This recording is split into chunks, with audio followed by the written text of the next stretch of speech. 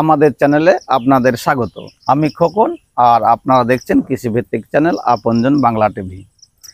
আমাদের মুর্শিদাবাদ জেলার রানীতলা থানার অন্তর্গত মালিপুর গ্রামে একজন কৃষক আরবীয় খেজুর চাষ করে আলোড়ন সৃষ্টিকারী হয়ে গেছেন। তিনি একদম তাক লাগিয়ে দিয়েছেন যে এখানে আরবীয় খেজুর চাষ করে আরবীয় খেজুর উৎপাদন করাও যায়। বেশ কিছু গাছে এখন ধরে আছে, আমরা সেটা আপনাদেরকে দেখাবো, তাছাড়া বাগানটিও দেখাবো। চলুন আমরা কথা না বাড়িয়ে সেই আলোড়ন সৃষ্টিকারী কৃষক খালেদ হাসানের সঙ্গে আমরা কথা বলবো। ভিডিওটি আপনার স্কিপ না করে শেষ পর্যন্ত দেখতে থাকবেন। এই খেজুরের বাগানটির বয়স সবেমাত্র 4 বছর।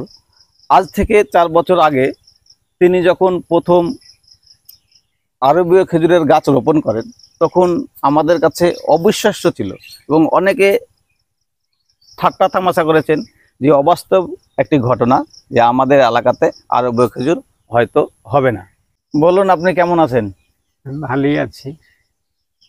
আর আপনার তো খেজুর দেখছি ধরে আছে গাছে। হ্যাঁ, আপনি আজ থেকে 4 বছর আগে যখন প্রথম গাছ লাগান তখন মানুষ কি ভাবতো? ওই নানান রকম কথা ভাবতে হবে না, আরবের খেজুর আমাদের দিকে ওই হয়তো হইলেও ছোট হবে, এরকম অনেক জন অনেক কথা বলতো। তো এখন দেখছি ঠিকঠাক ইনশাল্লাহ ধরেছে।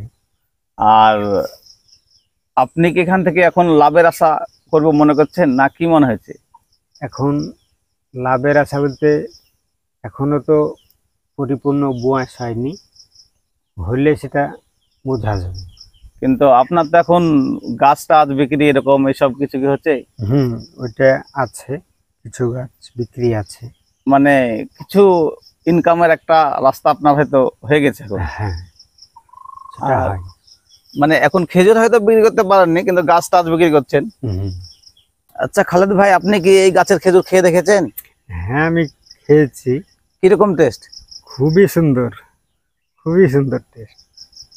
আর এখন তো মনে হচ্ছে কাঁচা হয়েছে, কাঁচা তবুও খুব মিষ্টি। তবুও খুব মিষ্টি। হ্যাঁ, খান খান, একটা খেয়ে দেখবো? অবশ্যই খেয়ে দেখতে হবে। দেখি একটা কেমন। দেখুন, আমি আপনাদের সামনে একটি খেজুর খাচ্ছি, কাঁচা বললে চলে, সবেমাত্র রং ধরেছে।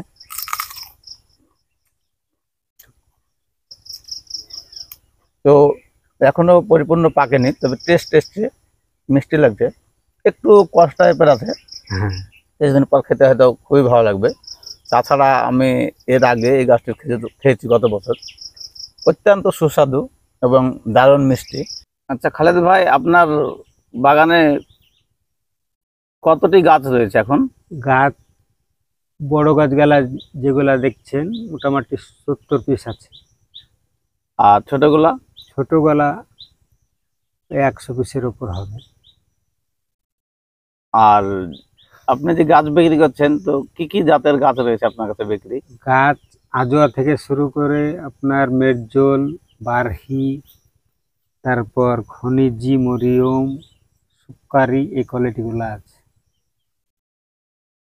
দেখুন দর্শকবৃন্দ, এখানে একটি গাছে, ছোট্ট গাছে 3টি কাঁধে এসছে। দেখুন, একদম ছোট্ট গাছে।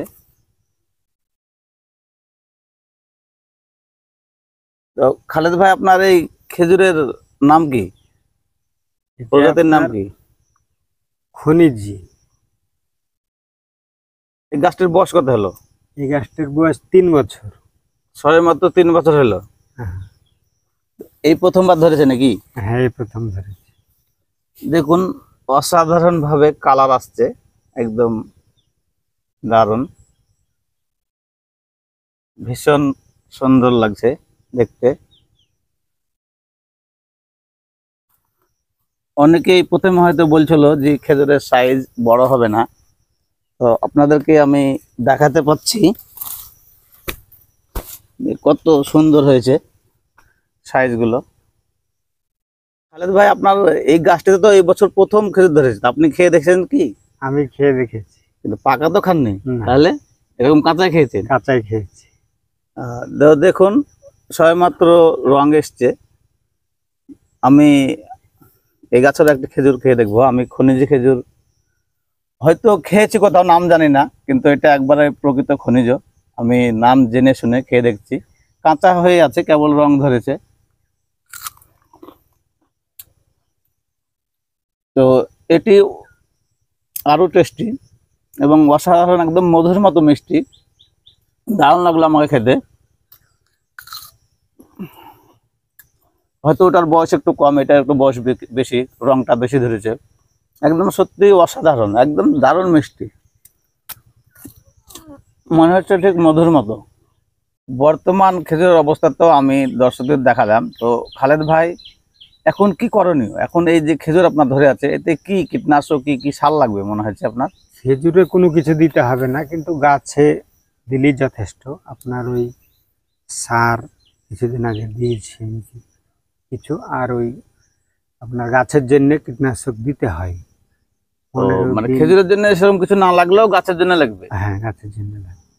তো কি সার দিয়েছেন? কদিন আগে দিয়েছেন বলছেন তো? কিছুদিন আগে পটাশ, সালফেট আর ফসফেট মিশ্রণ সার দিয়েছি, আর খোল দিয়েছি, সরষার খোল।